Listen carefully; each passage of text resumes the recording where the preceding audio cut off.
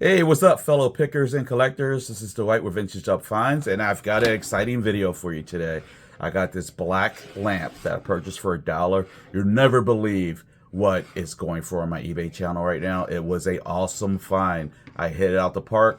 I was pretty excited. I almost didn't list it because it had some flaws, and my wife, through her due diligence, said, "No, honey, I think we're going to list it anyway." And I said, "You sure?"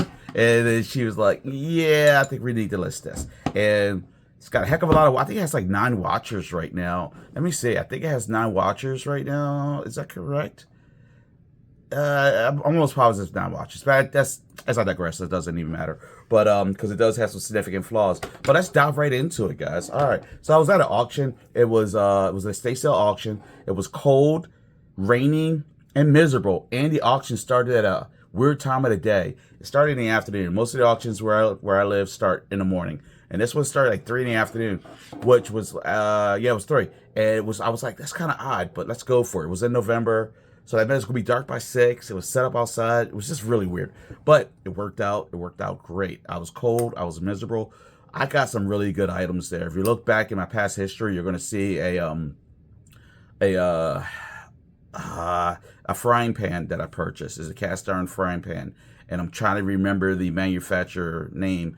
I just remember the number on the pan, but I can't remember the manufacturer. Something Chicago. Anyway, it was like a $300 frying pan. I paid like $9 for it. It was awesome. And I bought this baby that day. But anyway, this was on a table full of lamps. And you know, the normal, everybody overlooks lamps. There's so much money in lamps. I don't know why people just overlook them.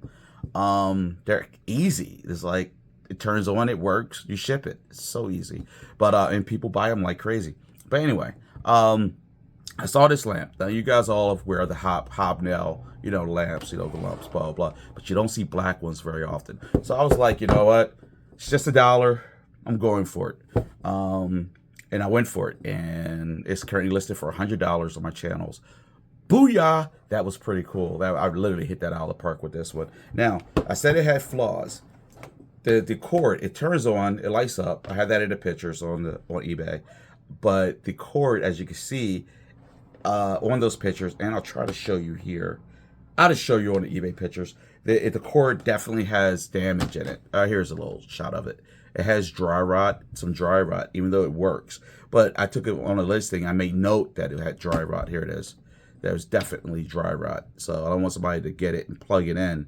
I would hate to see somebody do something that's stupid. You have to replace the cord. That's why I was going to throw that away. But anyway, awesome find, right? So let's jump into the history. Before I jump into history, please, for the love of God, please help me out. Hit the like button, all right? You have no idea how much it means when you hit that like button. And while you're at it, subscribe, and you'll be notified every time I upload a new video.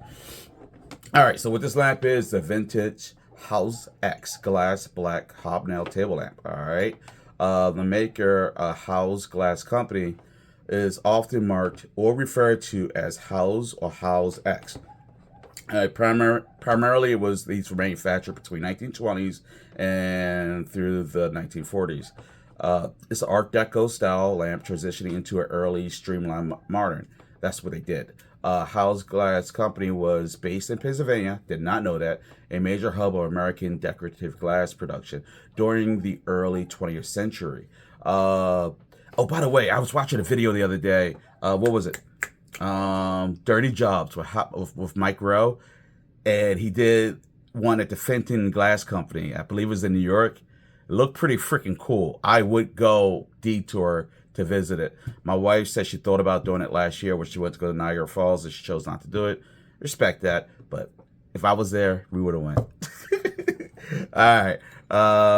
House Glass Company. Okay. The company specialized in decorative molded glass used for lamps, desk accessories, ashtrays, vanity, and boudoir items.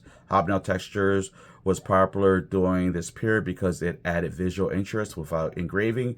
This diffused light beautifully when illuminated, reflected eras of fascination with geometry and repetition.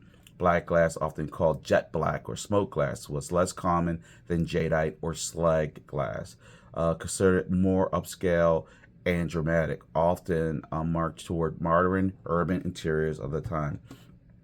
Many house lamps were sold as glass base only, with metal hardware added by assemblers.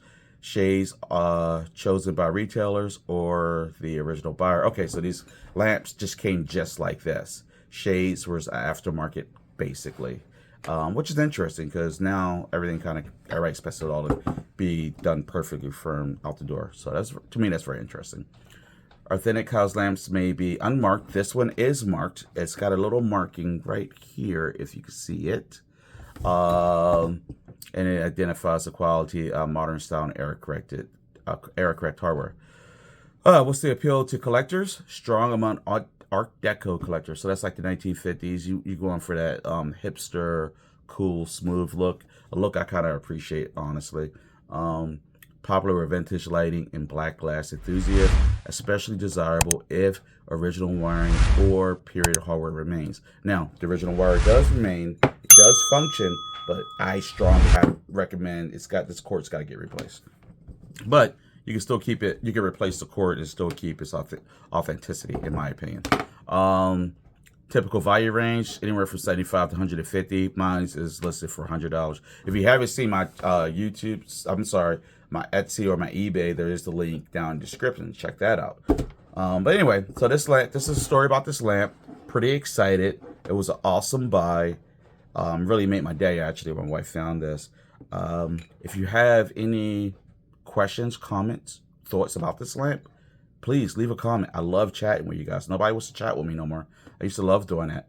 And make sure you subscribe to the channel so you're notified. And hit that like button. Until next time, stay a picker and stay vintage. All right, guys.